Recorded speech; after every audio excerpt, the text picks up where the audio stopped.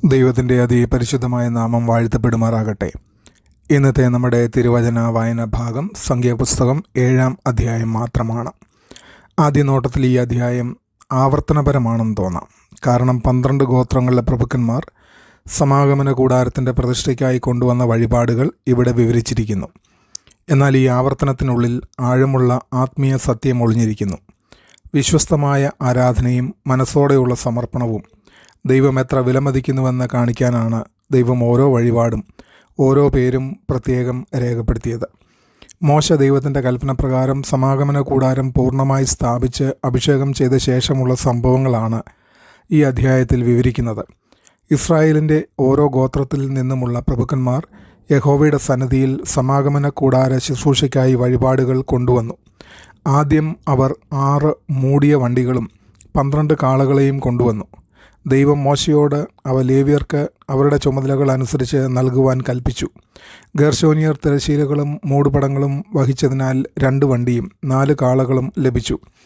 മെരാര്യർ ഭാരമുള്ള ഘടനാഭാഗങ്ങൾ വഹിച്ചതിനാൽ 4 വണ്ടിയും 8 കാളകളും ലഭിച്ചു. എന്നാൽ വിശുദ്ധ വസ്തുക്കൾ തോളിൽ ചുമക്കേണ്ടിയിരുന്നതിനാൽ കെഹാത്യർക്ക് വണ്ടികൾ ലഭിച്ചില്ല. തുടർന്ന് 12 ദിവസങ്ങളിലായി ഓരോ ഗോത്രപ്രഭുവും യാഗപീഠത്തിൻ്റെ പ്രതിഷ്ഠയ്ക്കായി ഒരേ രീതിയിലുള്ള വഴിപാടുകൾ അർപ്പിച്ചു.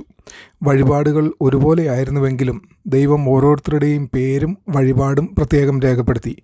വെള്ളിത്തളികകൾ, വെള്ളിപ്പാത്രങ്ങൾ, ധൂപം നിറച്ച പൊൻകരണ്ടികൾ, ഹോമയാഗങ്ങൾ, പാപയാഗങ്ങൾ, സമാധാനയാഗങ്ങൾ എന്നിവ അവർ അർപ്പിച്ചു.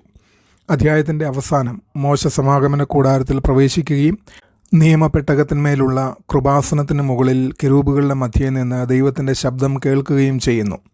ഈ അധ്യായത്തിലെ പ്രധാന ആത്മീയ പാഠങ്ങളിൽ ഒന്ന് ദൈവം വ്യക്തിപരമായ വിശ്വസ്തതയെ ശ്രദ്ധിക്കുന്നു എന്നതാണ്. മനുഷ്യർ പലപ്പോഴും ആവർത്തനപരമായ സേവനങ്ങളെ വില കുറച്ച് കാണാം. എന്നാൽ ദൈവം അങ്ങനെ ചെയ്യുന്നില്ല. എല്ലാ ഗോത്രങ്ങളും ഒരേ വഴിപാടാണ് അർപ്പിച്ചതെങ്കിലും ദൈവം ഓരോരുത്തരെയും പ്രത്യേകം പരാമർശിച്ചു. വിശ്വാസത്തോടെയുള്ള അനുസരണയെ ദൈവം വിലമതിക്കുന്നു എന്നതാണ് ഇതിലൂടെ പഠിക്കുന്നത്.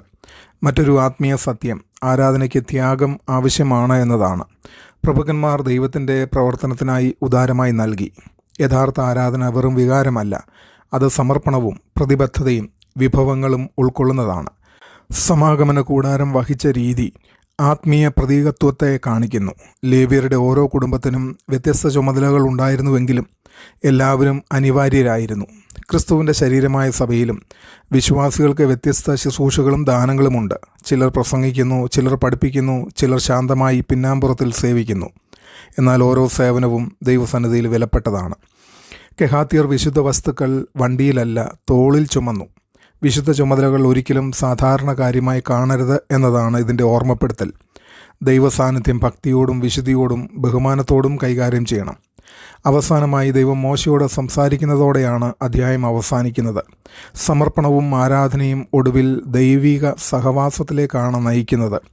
ദൈവജനങ്ങൾ ആത്മാർത്ഥമായി ദൈവത്തെ മാനിക്കുമ്പോൾ അവരുടെ ജീവിതത്തിൽ ദൈവത്തിൻ്റെ ശബ്ദം കൂടുതൽ വ്യക്തമായി തീരുന്നു.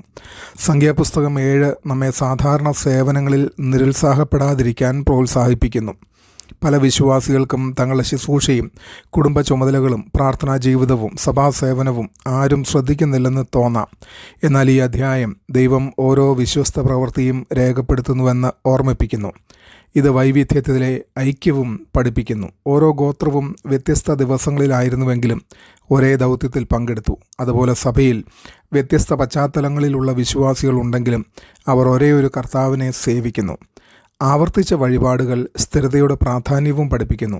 ദിവസേനയുള്ള പ്രാർത്ഥന, ആരാധന, ബൈബിൾ വായന, ദാനം, സേവനം എന്നിവ ആവർത്തനപരമാണെന്ന് തോന്നാം.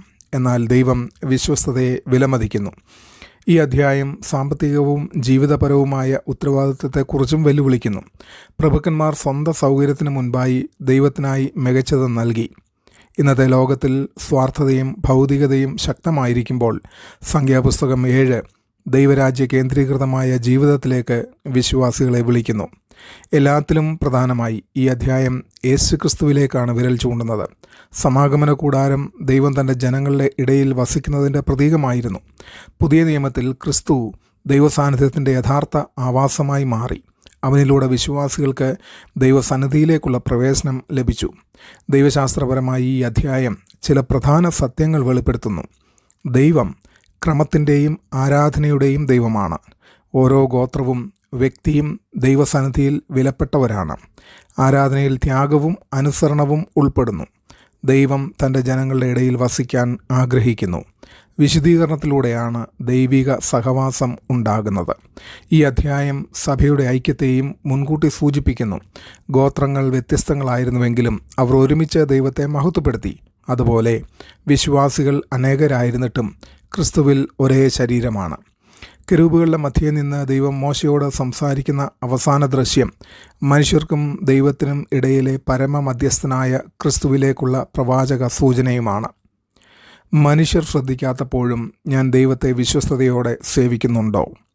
എൻ്റെ ആരാധന വെറും പുറം ചടങ്ങുകളിൽ ഒതുങ്ങുന്നതോ അല്ലെങ്കിൽ എൻ്റെ ജീവിതവും വിഭവങ്ങളും പൂർണ്ണമായി ദൈവത്തിന് സമർപ്പിക്കുന്നുണ്ടോ? ദൈവം നമ്മെ വിനയത്തോടും സ്ഥിരതയോടും പൂർണ്ണ സമർപ്പണത്തോടും കൂടെ അവനെ ആരാധിക്കുന്ന വിശ്വസ്തരായ ദാസന്മാരാക്കട്ടെ. ആമേൻ.